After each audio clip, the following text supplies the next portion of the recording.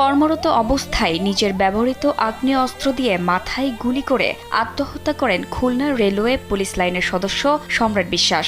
শনিবার ভোর আনুমানিক 4:30 দিকে রেলওয়ে পুলিশ লাইনের অস্ত্রাগার ম্যাগাজিন গার্ড এলাকায় এই ঘটনা ঘটে।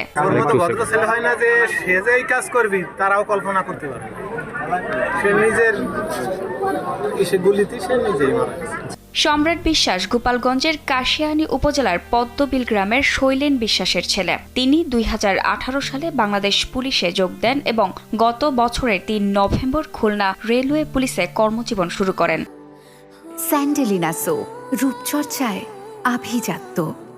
ঘটনার পর খুলনায় ময়নাতদন্ত শেষে বিকেলে পুলিশ প্রোটোকল অনুযায়ী অ্যাম্বুলেন্সে করে মরদেহ বাড়িতে পাঠানো হলে সম্রাট বিশ্বাসের পরিবারে শুরু হয় শোকের মাতম। স্বজনদের দাবি, প্রায় 6 মাস আগে পূজা বিশ্বাস নামে এক নারী পুলিশ সদস্যকে বিয়ে করেন সম্রাট, যিনি বর্তমানে সাতক্ষীরা জেলা পুলিশ লাইনে কর্মরত। তাদের অভিযোগ, স্ত্রীর সঙ্গে মনোমালিন্যর কারণেই এমন ঘটনা ঘটতে পারে। তারা আরও বলেন, বিয়ের পর থেকে সম্রাট বাড়িতে টাকা পাঠানো বন্ধ করে দেন।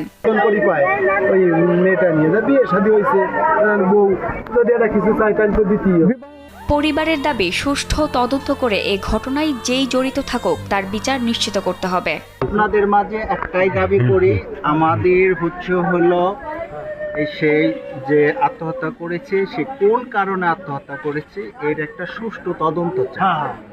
সুষ্ঠু তদন্তের মাধ্যমে যে কেউ যদি যে অপরাধে আসে অবশ্যই আমরা তার একটা শাস্তি দাবি করি।